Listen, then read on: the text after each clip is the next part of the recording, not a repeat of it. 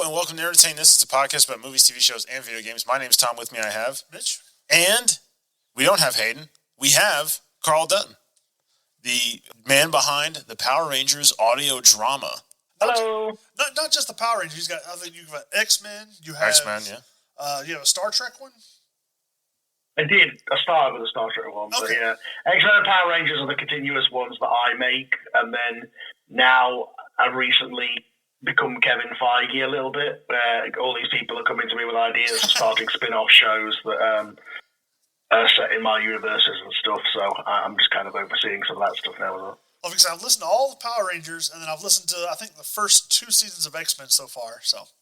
Working my way X-Men is the longest running one, although we did take 3 years off, but, you know, that's the one that's been going for 10 years now. So. They were on a break. Yes.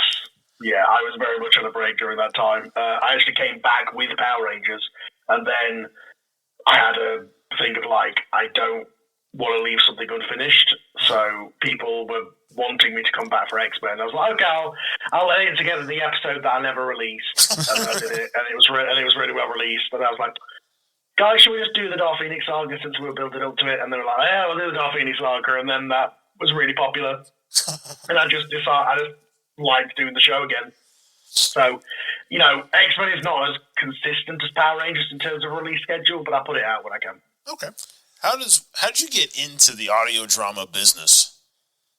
I did many years of doing just podcasts, where, you know, 200 people listened, and as a spin-off of that, we started, like, because I did podcasts about wrestling mostly, and as a spin-off of that, we were doing, like, fantasy booking, where we were making our own cards and stuff, and we would put together the audio of it and, like, add all the crowd sounds and all the, you know, and the music and all that kind of stuff.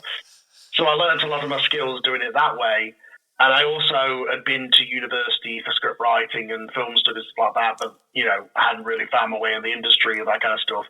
And I always wanted to do kind of fan filmy type stuff, but I was like, whenever you watch a fan film, it's like, yeah, there's certain budget limitations when you watch it that, you know, you can tell they're in just a regular old house, and it's, you know, that's, Jean Grey is so-and-so's sister, because that's who they could get, you know what I mean?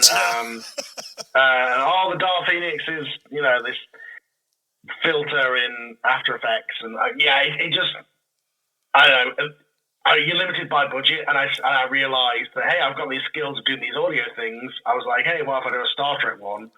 Because all the sound effects are available. Like, you can just go to websites and get, like, all the sound effects from Next Generation and Voyager and all that kind of stuff. So you can really just kind of immerse somebody in the world with doing that stuff, and that went well. And then Days of Future Past came out that year, 2014, and I was really into X-Men, and I was like, hey, why has nobody ever done a show that it follows the original 616 continuity, where, you know, season 1 is the first class, season 2 is the second Genesis team, you know, something that's more long form, and I feel like the X-Men is in its best version like that, as we've recently found out with X-Men 97. I feel like serialized storytelling is the best way to do X-Men. So I was like, hey, nobody's going to make this show. And it was definitely in that time period. Fox were doing the movies, but Marvel had very much kind of distanced themselves from X-Men, and were trying to push the Inhumans at that point. If Marvel were going to do anything with it, I was like, hey, why don't I make that show? And I had the abilities to do the writing and the casting and the editing, and one thing led to another, and I ended up making the show that I made. Took 3 years off when I got burnt out, and then came back when I decided I wanted to do Power Rangers. What did you do for those 3 years? Was it like small time stuff?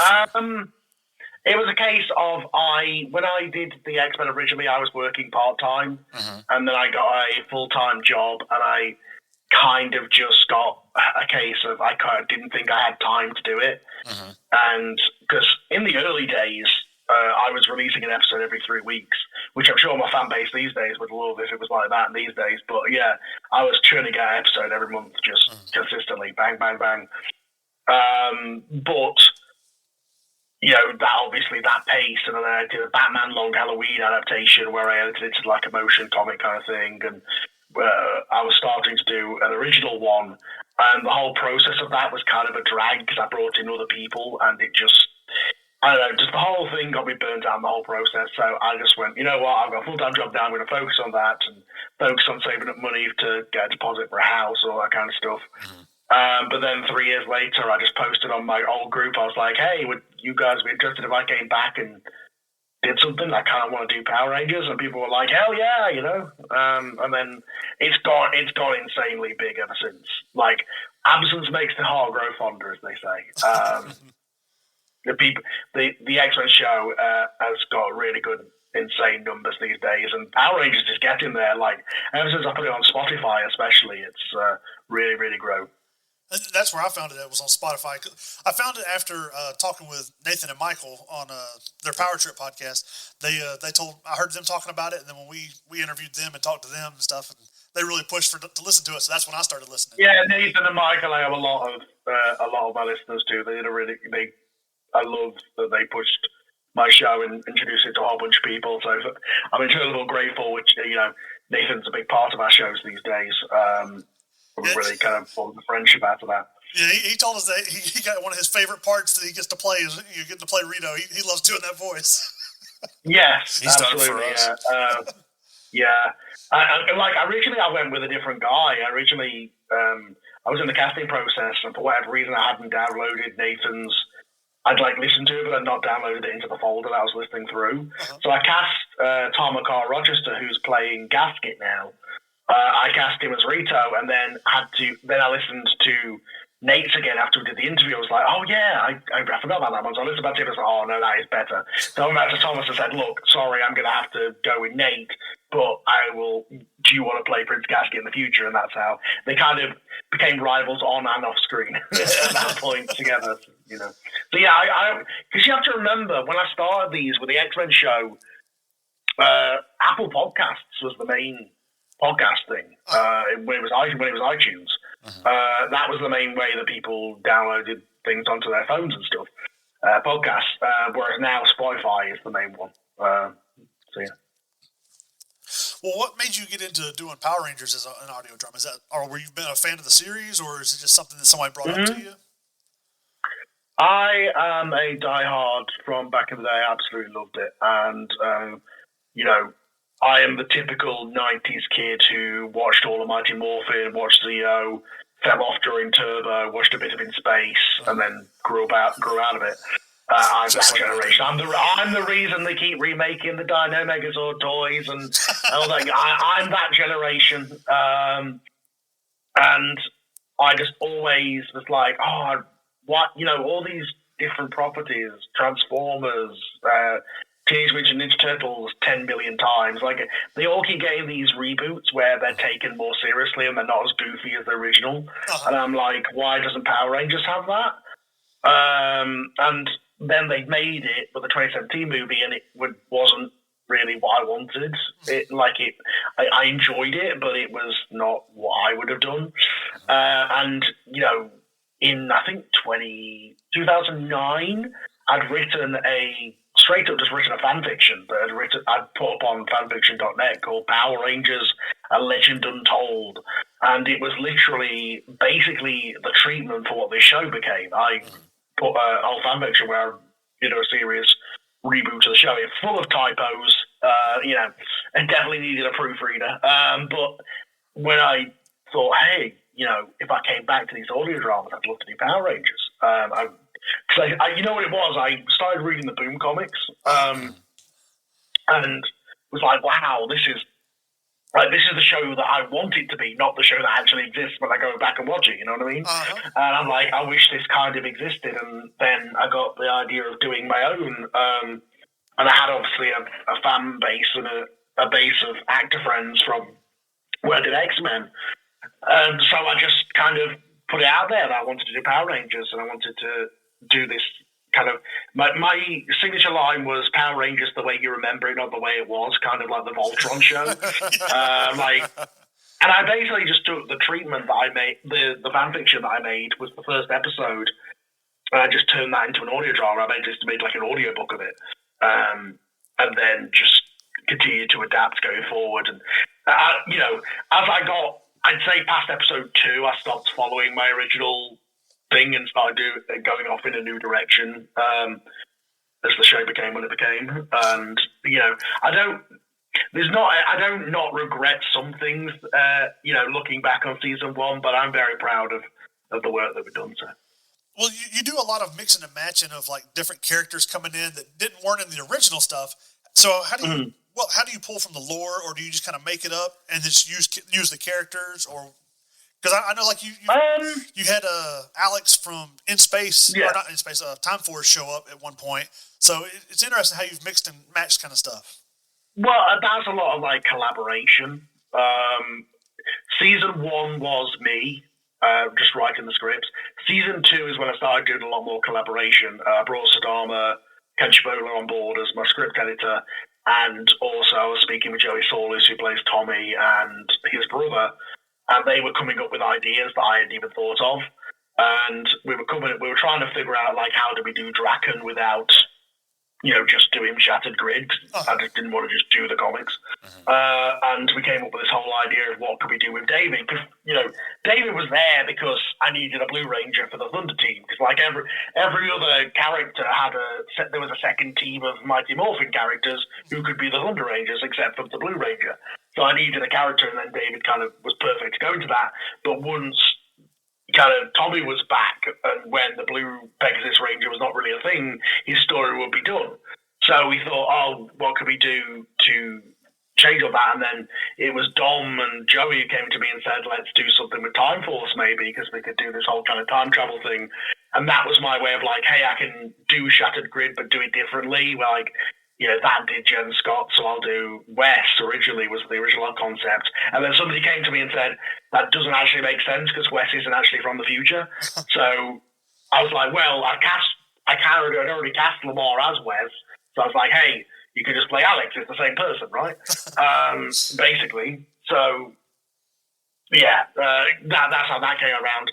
And it's just a case of just having a bit of fun with it. Like, it's the same concept as what I applied to X-Men, where Moira McTaggart is in the first X-Men episode, and she wasn't invented till 20 years after that Stan Lee issue came out. But given the retcons that have happened since, it makes sense that Moira McTaggart would be there. In the same way as it's weird that Magneto and Xavier never addressed each other as friends until after that retcon was put into place. Do you know what I mean? Right. It's like, you have the benefit of hindsight to go, okay, this is what worked, this is what didn't work, so I'm going to make it the version that makes sense, but also have fun with it and be like, almost hang a lampshade on, this isn't the Power Rangers you remember. And maybe not only am I doing a completely different version, but also there's a character that could come back and say, hey, what the hell? Tommy's not supposed to die. Like, and have some fun with that. So.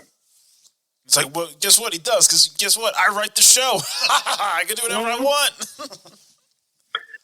Well, and that was me, again, drawing from the Sentai and deciding that I wanted to have some stakes with the whole green candle thing, and I liked the Bry story in that aspect, so I'm trying to bring in that, but obviously I couldn't keep him dead, so the white, kind of making the White Ranger power even more special by having it be like the resurrection power. I just got into those episodes, and I really loved that whole little bridge, because, I mean, we watched Power Rangers when we were kids.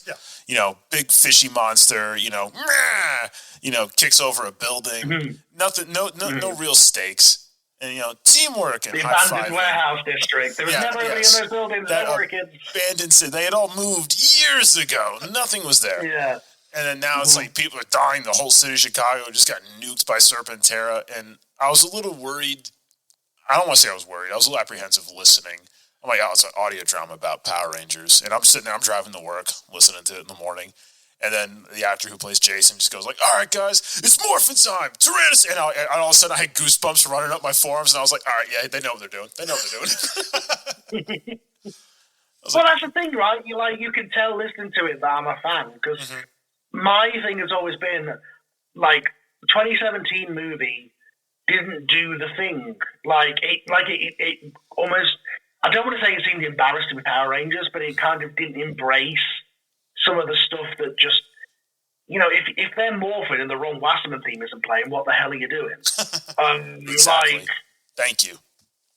It just embrace. That's what you should be doing. Like, yes, you can add a lot more mythos and character and pathos and all that kind of stuff, but you've got to remember the thing that people love about it. And it's like making a Batman movie, and he doesn't, I don't know, throw a batarang or something like that. You've got to do the thing so people go, oh, it's a thing, it's a thing, it's a thing,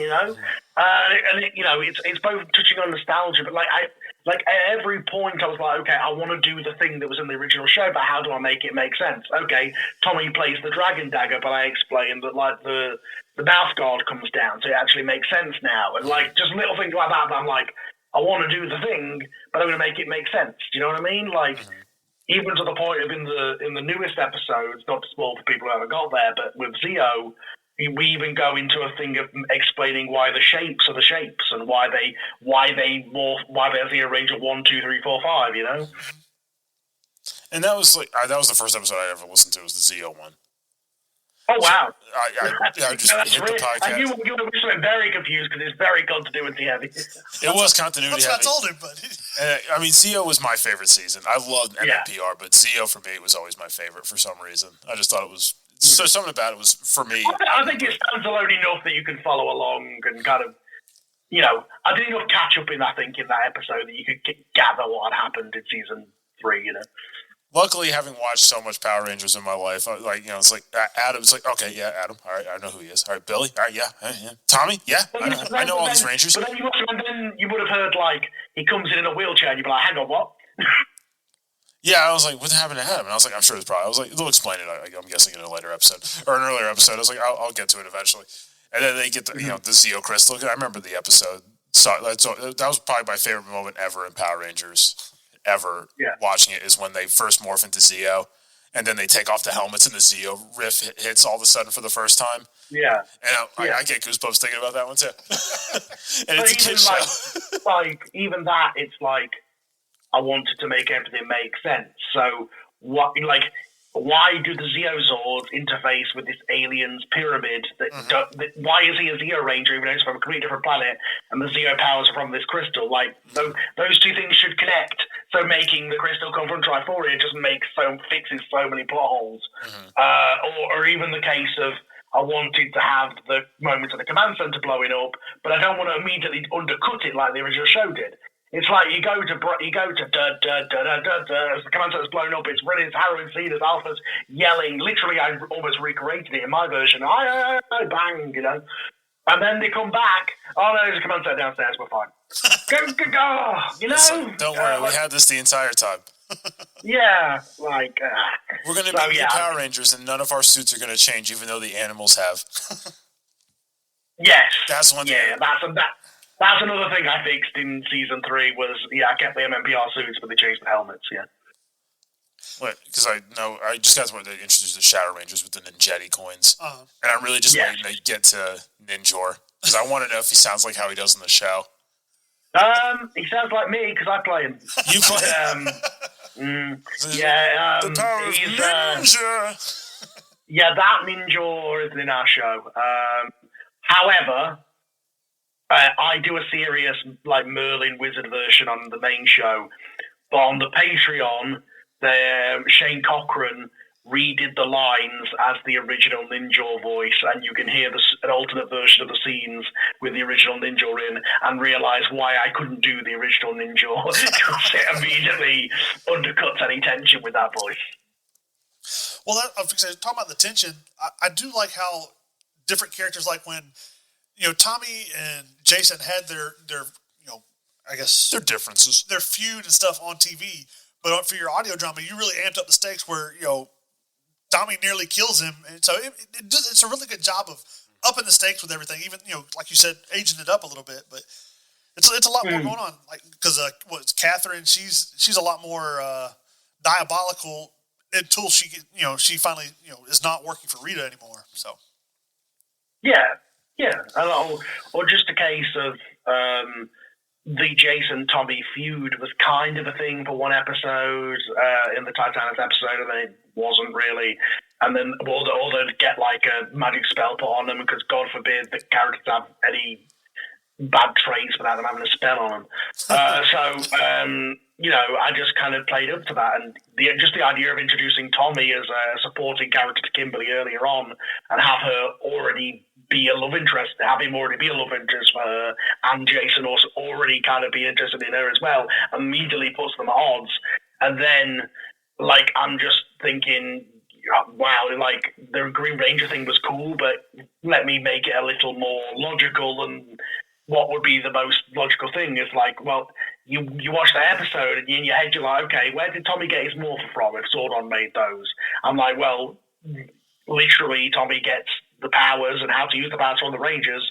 He literally takes everything he needs from them and then immediately turns around and stabs Jason. It's like that automatically makes him a much nastier villain.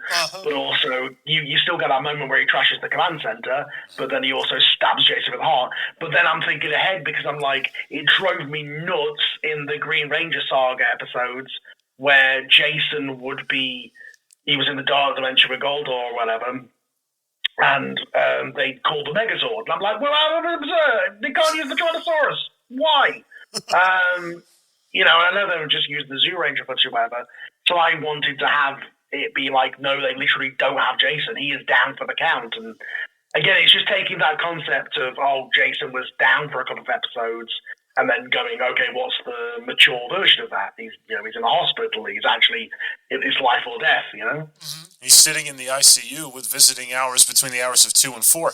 Like he's not showing up to fight the Dragon Zord in Russia or something. Yeah, exactly. And then the Dragon Zord gets called, and he trashes all the other Zords, which then makes sense as to why the fight in the finale is between the Tyrannosaurus and the Dragon Zord. Like in the original show, that's because of Jew Ranger reasons, but in my show, it's because the other Zords were damaged. Like everything, like even to the point of like they used Dragon Zord battle mode because Kimberly wasn't on the team at that point. She had left because of the stuff with her dad. So anytime I did a different formation or I wanted to recreate a kind of a fight or something like that, I was thinking ahead of like, how do I make this make logical sense? Why would they form this other mode instead of just the regular Megazord? Well, what if they didn't have access to the pterodactyl?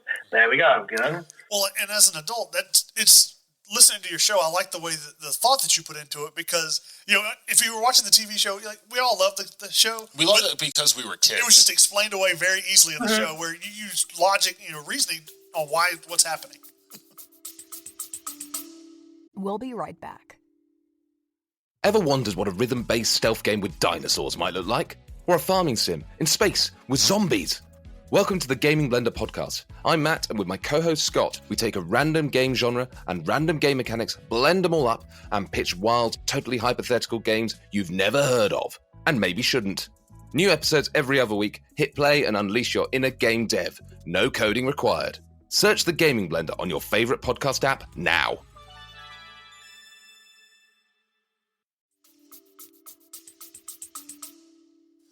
Yeah, I on the Patreon, we have gone back and watched every episode of Mighty Morphin. We've watched all Zeo, we've watched all Turbo, we're just about to start in space.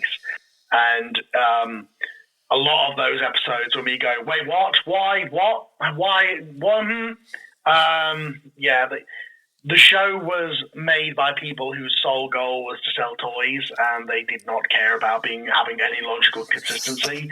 And as somebody who, as a kid, cared about this, about continuity, canon, and lore, and really thought this show did too. Growing up and realizing that none of it makes sense was really maddening.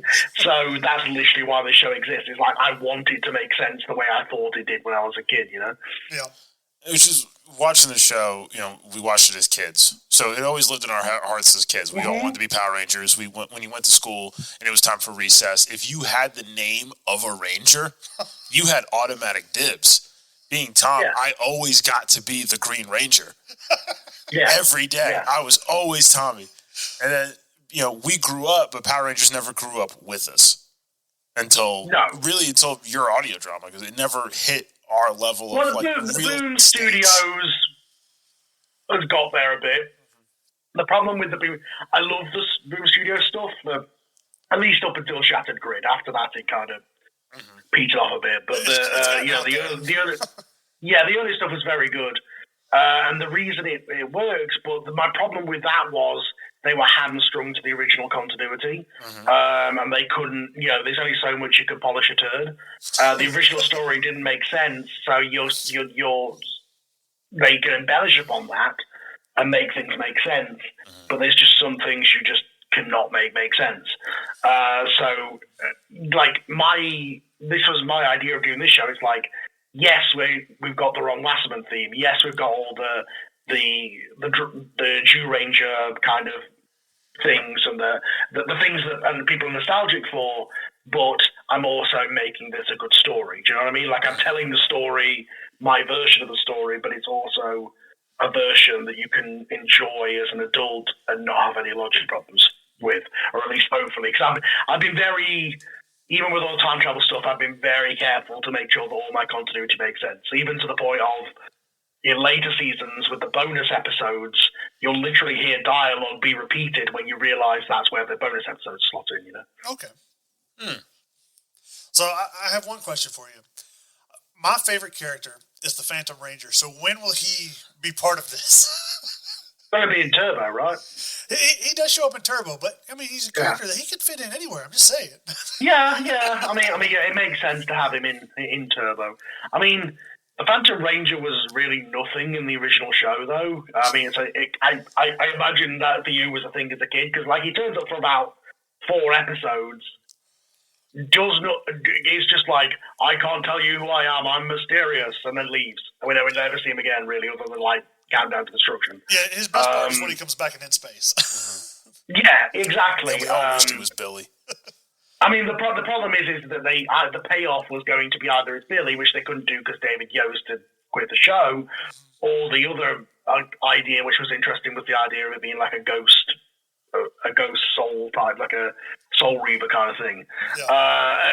Either of those would have been cool, but for whatever reason, they thought that the pizza episode was they needed to spend time on that instead. I mean, I kind of like the way pizza episode. I kind of like the way the comics did for him, is where he's been around for a while, as opposed to just showing up in Turbo. So. I mean, spoiler alert: in season 3, I was going to kill Billy, and the original concept was that he was going to come back as the Phantom Ranger, as like a zombie kind of thing. But that's all kind of out the window because, again, spoiler alert: Billy doesn't die in season 3. So. But others aren't so special, or aren't so lucky, but we won't reveal who. Yeah, we won't. No. No. The Ranger death count is... I mean, there's a couple that I undo, but, the Ranger death count is quite low. But their friends and family? Oh! they're all for the taking. You guys never even appeared in the show. I don't give a crap who you were. Entire city's done. It's a case of you just kind of... Anytime you watch the show, you're just like, why don't they just do this? And in my show, they just do this. Any of the things that you're like, why don't they just do that? In my show, they just do that. They go to their houses, they attack them with their houses, they blow up the cities, they reveal their identities, they do everything you wanted the original villains to do because it made logical sense, and they just never did. Even the putties are a formidable fighting force. Like in the show, it's like they're getting shot at and they're just absorbing the rounds. But in the TV show, you remember them dancing around going. Yeah, and season 2 especially, they were just the stunt team were just being interpretive dancers or something. They really got bored. Well, I do because like you said, you've aged it up. So the villains are a lot more diabolical as opposed to just kind of goofy sometimes and serious at others. So. I like you were saying. I made Lord Zed into the Lord Zed that showed up at the start of the mutiny. Right. So the problem is, well, it's that, but also the show had already ruined him because he had been beaten 30 times. Lord Zed's great when he first turns up, but within 3 episodes, he's basically just Rita. Because he keeps having to get beaten. Whereas I used Lord Zed sparingly, and when he came full force, he wasn't sending monsters of the week. Right. He was here on the sole mission to F some stuff up. Yeah, and a lot of times they would show Sentai footage of cool stuff like Serpentera destroying a whole planet, and they'd be like, "Oh my god!" And then they'd go, oh, don't worry, it was like an abandoned other dimension planet or whatever. Whereas I'm like, well, no, I'm going to use Serpentera. It's going to be the freaking Death Star, you know? I'm going to really make Lord Zed be like the bane of these Rangers' existence. It's like, oh no, when he comes, you're screwed. He's not just destroying your Zords, man. He's burning up your town. Well, you earlier you had mentioned that you used the Ron Wasserman song. Did you get these songs from like somewhere, or did somebody write these and or not write them, but play them? The main theme of the show is a original cover that I had made for the show, which was made by one of the actors, actually. The guy who played Wolverine in X-Men up until this season and was Kimberly's dad. He was the guy who made it with his partner, his wife, who sung it. And then more recently, because he's left the show now, I had to reach out to a third party. Luckily, there was an awesome cover on YouTube and Spotify that I found, but who were willing to do the Zeo theme. At the start, it's all original music and original covers of the songs. And then as we go further along in the show, I started being a bit more liberal about putting in season 3, there's several times where there's the mic drop, not mic drop, what's the word I'm thinking for, disc drop moment where the Go-Go Power Rangers cuts in, and it literally is the Ron Wasserman version.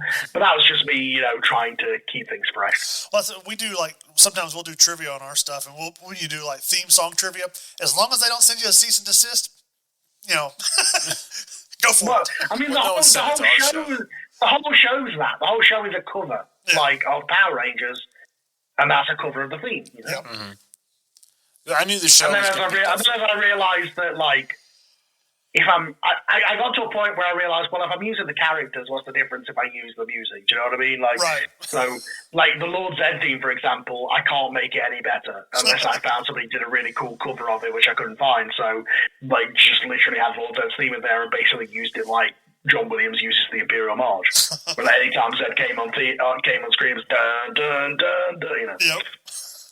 I do because it all starts out very different. Because, for those of you who have not listened to it or you have listened to it, when you were introduced to Rita, it's not Rita Repulsa, it's Rita Bandora on the Repulsa, which is a nice little twist. I did like that because Bandora is a callback to the Super Sentai stuff. And she just shows up in the galaxy. Of a silly name, Yeah, she just shows up, on a ship, finds, Earth in the Milky Way galaxy, whereas when we grew up, it was, 2 astronauts opened up a trash can on a planet, and it's just after 10,000 years, I'm free, and it's just like Earth, and it doesn't look anything like Earth, and then Alpha, Rita's escaped. Yes. Which the joke now is that after In Space, the opening should be, Alpha, Rita's escaped, break my tube, end of show. Then there wouldn't be a show. But again, and as the show progressed, she started out as just a ship commander, and as the show progressed, she became the Magic Witch as she kept getting beaten by these kids and was going mad basically. And then she had her mother's staff that she'd been charging with the Dragon Power Coin, and was able to start using that power. And by the time we hit season 2, she's basically the Rita from the show, except, not the Wicked Witch of the West. That's what, because I hadn't seen the Super Sentai, and then we did another, we had met with Michael and Nathan, and I watched a couple, watched the green one, and I watched the very first one, she's just riding on a bike over Tokyo, in a tricycle, and I was like, what the fuck am I watching? This isn't Power Rangers. Super Sentai, especially that season and those era, is just as silly as Power Rangers, but in its own way. The Green Ranger one where they're trying to blow up the gnome kids, the grandfather's throwing grenades at him, and why is this? Yes, I lived for that episode, and then the Green Ranger shows up and beats up the kid, and he's looking at him why? And it's just this is all your fault, you idiot. Yeah, you don't even know him. Let me ask you this though: I know you've seen Mighty Morphin Power Rangers, the movie. Yeah. Who's the most useless Ranger in that movie? In the original movie? Yeah. Rocky? I always want to say it's Rocky, but it's Aisha. For two reasons. There's two great scenes that give this, where they're chasing the ooze guys through the conveniently abandoned construction site. And she's like, oh, we need light. And she's got like the little, like, you know, big lighter, high beams on her helmet. And then Rocky just immediately goes to like infrared laser vision and goes, there they are. It's like, whatever you did didn't mean anything. Rocky could have just done that and we would have been fine.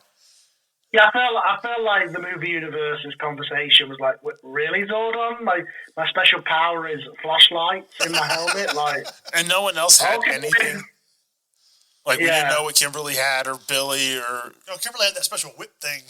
Oh, yeah, she did. Well, that was just like a weapon, like not like a helmet mod. And then when they're fighting the Zords at the end, and Aisha's like, I'm about to mess you up, or whatever, in the big bear ninja Zord, and then it just pimp smacks her and launches her. It's like, I need help! It's like, what were you, like, you're useless. The women are not very well written in that movie. The stereotype of Kimberly being a damsel in distress comes from that movie, because she does yell for Tommy a lot in that movie, whereas in the show, she's a badass, you know? Yeah. Definitely more of a badass in the show. They keep insisting that she's a valley girl, but it's like, she's not, though. Come on. She does have a great line in the movie where she's beating up the ooze guys, and she's like, have a nice trip, and then she KOs the guy in the face and launches him. He's like, see you next fall, and he explodes. It's like, that was so corny, but I loved it. Mm-hmm. And you can tell, I think, from my show, I implemented elements. I really obviously was into that movie as a kid, so, you know, Phaedos and Dulcia is in my show, and it's all built into the White Ranger stuff. So I really liked how you incorporated the Dulcia and Phaedos bit and the and like the Zed fighters showing up. It made it more of a moment, more of a better aspect of storytelling with how they got the white title. They had to earn the power, you know. Not just we've been working on this secretly in the basement. Yeah, which makes even less sense when you find out he didn't make the original coin. It's like, this is Zordon's bootleg Power Ranger. Well, if you say, for the process of making an audio drama, you're obviously not all sitting down together recording at the same time. So how do you go about this? It is literally everybody recording in their own setup at home, recording it like a podcast, sending me the raw, or sometimes a lot of the professional voice actors do a lot of cleanup on it and noise removal and stuff, but they'll send it to me. If I need to do any noise removal, I will do it. I'll equalize it and make everything into mono, and then I will edit the stuff together. And edit it with the sound effects and the music and all that kind of stuff. So it's literally just everybody recording on their own home mic and sending it in. Which, you know, the early days of my podcast, you can tell that because there are some people who literally sound like they're on an Apple iPhone. But once I got more professional at this, there's a certain level of quality that I kind of have to be now to be able to do that. Well, I was going to ask you, be on the show. To be able to take everybody's, put them all together, edit them all, you know, clean it all up, how long does that take for each episode? A long time. I mean, back when I used to do this part-time, and I worked part-time, I could, you know, 3 solid days just get an episode done. But nowadays, an episode usually takes me about 2 weeks to edit. When I have the final lines, to which, because obviously the voice actors are working for free, so I can't be too much of a pain about bugging them about it. And there's always extenuating circumstances of this guy's busy doing this, or something's happened with it, you know, that. So I always give a lot more leeway to people. So when I finally managed to rally everybody together and get all the lines to me, I then it takes time to put the whole thing together, and especially fight scenes. I'm such a perfectionist. Like, there doesn't need to be a sound effect every time there's a punch, but for me there is. So I am obsessive with, and every time there's like one of those moments where like they morph or there's like a Megazord thing, boy, you bet I play that several hundred times to make sure that I get that right, you know. Well, I mean, to me, having all those extra sound effects really helps you visualize in your head, because, you know, this is like, you know, War of the World kind of radio. You're listening. There's nothing to see. So it's all in your imagination. So the more you hear, the more you can visualize. So, and it goes back to the budget thing of, I don't have to worry about budget. I can make this as big as I want it to be, and I can make it, so long as the sound is good and the music is good and the acting is good, the movie in somebody's mind can be whatever I want it to be. And you can create these incredible visuals without having to worry about budget, which is why audio dramas are great for that. It's definitely great because I've been late to work, sitting in the parking lot, listening to the end of an episode, and been like, "Oh, there's 2 minutes left." It's like, I don't care if I'm late. I was like, I want to know what happens here. I can't just leave off right now.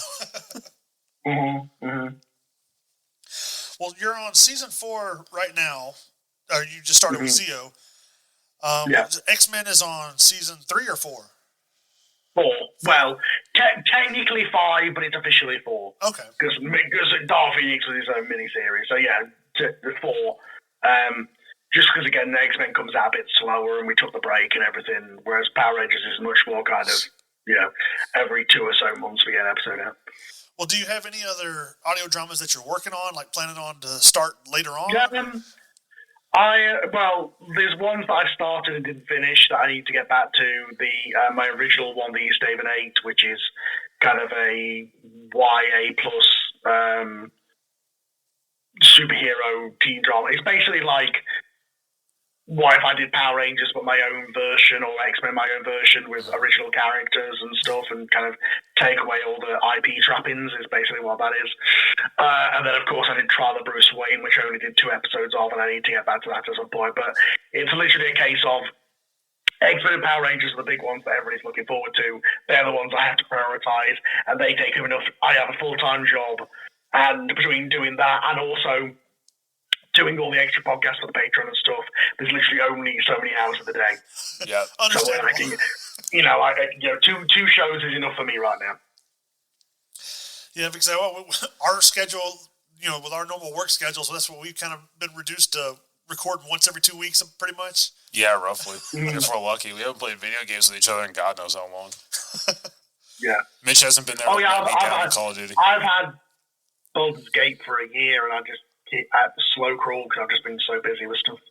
I don't think we have a third host on the show. He's currently overseas in Iraq, but he downloaded Baldur's Gate, and his internet's so crappy they're mailing him each frame. Wow. Well, he's literally on in the military. Yeah. Yes. He's somewhere in Iraq right now. He's in northern Iraq, I think. Yeah, and he won't be back until December. So he's been gone for almost a year. It's crazy that you don't even think about that stuff's even going on anymore with all the other stuff that's kicking off, He lets us know what's happening out there. Yeah. He texts us because he'll listen to the podcast every so often when he can get them downloaded, and he'll let us know how bad or how good he thought we did. Mostly bad. Yeah, mostly bad. He's actually out there as our foreign correspondent, and he hasn't corresponded. Only once. He talked about the Godzilla movie. Yeah, he talked about a Godzilla movie. That was it. We can't get him to correspond. It's been like pulling teeth. But we've really enjoyed having you on. Because I keep whenever we get a chance to talk about Power Rangers, I always encourage people to try and check out your show. That's why I kind of forced Tom into it. He's enjoyed it. You badgered me for a year about this is Power Rangers audio drama, and I was like, okay. That seems to be the way. It was the same thing with the Tokusatsu guys, Riz, who did the reviews of our shows, the podcast that reviewed our shows. It seems to be the way. There seems to be one of them that finds it, and then he badgers the others into getting into it. I think it was the same with Nathan and Michael as well. And now I'm towards the end of season 2, and I was like, this show's awesome. It's I can't believe I wasted all this time. I could have been listening. Yeah. Well, once you catch up, then you've got to wait every 2 months. You've got to wait for 2-3 months for a new episode, like everybody else. That's what he was asking me. He was like, "How often do they put episodes out?" I said, "They're kind of spaced between." Yeah. It's a case of everybody a lot of people on the show are working pro voice actors. Mm-hmm. The guy who plays Tommy, Joey, he lives in Asheville, North Carolina. So, he's had a hell of an anxious couple of weeks. So, but I am very much a case of it's done when it's done. Okay. And like you said, no one's getting paid. So it's kind of you can't be badgering people. It's like, hey, where's that stuff you said you would do for no money? Yeah, exactly. Which I do that. I do it every 2 weeks instead of 2 days. If they're being paid, they'd never get rid of me. Yeah. Well, Just wondering, have you ever considered doing like a kind of like a stop motion comic and do like a YouTube series? You with the audio? I was thinking like if I could like hire somebody on Fiverr or something and say, could you do, 20 pictures from this episode and I could edit it together into sort of like some sort of where like the image of what's in basically every scene would have an image of what's in the scene sort of thing. I've thought about that before. It'd be pretty cool to do a kind of re-release like that. But animation is a whole that's a whole process that would take forever. So you stop motion at most, but I'd imagine it'd be more the case of, it's the command center scene, so here's a concept art drawing of what that looks like sort of thing. Okay. Well, just know, if you do that, I'd be interested. I'd re-listen to the whole thing there, too. I'll definitely check it out again. Yeah. We thank you, Mr. Dutton, for coming and talking with us today. No worries. I have one more question. Okay. Who's your favorite Ranger? See, here's the thing. As a kid, it was always Tommy. And I do love Tommy in a lot of ways, but as I've got older, I've started to realise he's kind of a bit boring of a character. Yeah, now I've realised my favourite Ranger is actually Kimberly. Okay. Kimberly, all right, I wasn't expecting that. Yeah, I think you can tell, listening to the show, that those two are my favourites, because those were, like in the original show, those two get a lot of the fun stuff. Okay. Yeah, my favorite's always been the Phantom Ranger and then the Gold Ranger from Zeo. So the Gold Ranger outfit's probably the best Power Ranger suit ever. It's so immaculate. Yeah, well, he's a big part of my show at the minute. So one thing, we kind of talk about like the rivalry between Tommy and Jason, but in the show, it's like they bring Tommy back. It's like, and Zorn's like, I introduced you to the new leader of the Power Rangers. I'm like, and Jason's just standing right there like he hasn't been doing nothing for a year. Well, that's what happens when the actor quits and they dub in a new line because the actor quit. I always thought that was kind of a bit of a slap, but I like the way you structure it of there's actual rivalry. Tommy did actually stab him. Yeah. It's like, he died. But even to even when he becomes good again, like there's always this kind of underlying tension of the whole Kim thing, and then no spoiler for anybody else who got to season 3, but there's an episode in season 3 where Jason gets drunk, and boy, do they go at it. Ooh, I can't, don't spoil it too much for me. I haven't gotten there yet. I'm towards the end of season 2. I'm very excited though for season 3, and see whenever it matriculates out. Have you ever wanted to see imagine drunk Jason yelling at Jason David Frank? That's what that scene is. You took my team. Oh yeah, I'm definitely on the page with it. But I think this is a really good interview, a good topic of talking just about Power Rangers, which is what me and Mitch always wanted to talk about. We've always wanted to just sit and talk about Power Rangers. If you could see the shelves behind me, I'm with you guys on that one. My office room is basically just a Power Ranger room at this point. I turn and look to my side to see my legacy morph with the Dragon Dagger, the 5 original coins, the Zeo Rangers, the Dinosaur, the Zeonizers, 3 Power Ranger helmets, the White Tiger Megazord. Okay. How many Power Ranger helmets do you own? Helmets, only the one. Well, I own the White Ranger one and Lord Zed's. Okay. The Lightning Collection ones because they were super expensive. But I did get the Lightning Collection Dragon Dagger because that was like one of those things I'd always wanted. So I got that too. Yeah. Mitch got me one. If you want the Red Ranger or the Green Ranger helmet these days, forget about it. You may as well remortgage your house for those these days. Well, man, I can buy a house because I have both. I'm looking at it because I got the Green Ranger helmet when it first came out. It was $80. Yeah, he's got the legacy version of it. Yeah, the legacy stuff was if you were there when it originally came out, fantastic. If you weren't, boy oh boy, those aftermarket prices. Yeah. And my whole family made fun of me for getting it, and I opened the box and they're like, "What's in this? What is it? What's in the box?" And I flip it open, I pull out the Green Ranger helmet, and they're like, "Are you kidding? You're 27 years old, at the time or whatever when I got it. What's wrong with you?" And I was like, "Well, put it on."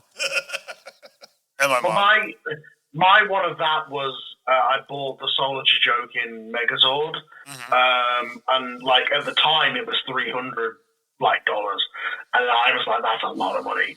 But if you want that these days, it's a lot more than that. It's a lot more. But my mom takes the helmet, puts it on, and then she just looks at me and starts doing like karate moves, and she's like giggling. I'm like, yep, like that's why this is still cool. It's because it doesn't matter. It's still Power Rangers. It's still awesome. That's my major regret of my show is because my show moves at such a pace. The Green Ranger wasn't in my show very much. I mean, he was in it as the evil one, but like as good Green Ranger, he's in it for like 2 episodes. Yeah, but that's just because 12 episodes a season and all that. You got to keep the story moving. Yeah. We don't have time to dawdle on the Green Ranger as much as we want to. When you're cutting out, Pudgy Pig and Rapping Pumpkin, you can't. Yeah. That's right. Pudgy Pig. I was wondering when that was going to pop up. I guess you just cut him out entirely, and for good reason. I don't do Monsters of the Week. That's the main thing that Or the part having to exercise the silliness, the Monsters of the Week had to go. Unfortunately, I mean you get monsters, but they're much more kind of kaiju things. Yeah. Which I think is more in line, I guess, to us now as adults, because the other stuff just would almost be laughably comical. Well, yeah, because it makes sense for the putties to be like the foot soldiers, and then you have the big monster that they summon, and then you have the main general. Instead of doing synchronized dancing. Yeah. But anyway, Karl, thank you so much for being on a little pokey show out here in America. No, it's so cool. We definitely had a great time talking with you. And, for those of you who are listening, Karl Dutton, who runs the audio drama for Power Rangers, for X-Men, Star Trek. There's one for Batman. Trial of Bruce Wayne. The Trial of Bruce Wayne. Well, there's two. I did Long Halloween back in the day, an adaptation of that, and then now we're doing Trial of Bruce Wayne. To find everything, if you just search for Cypher Audio Dramas, you'll find my YouTube channel or my podcast pages. Yeah, on YouTube, on Spotify, on iTunes. I listen to the Power Rangers audio drama on iTunes. Can't recommend it enough, and we hope you check it out. Once again, I'm Tom. I'm Mitch. And we'll catch you on the next episode.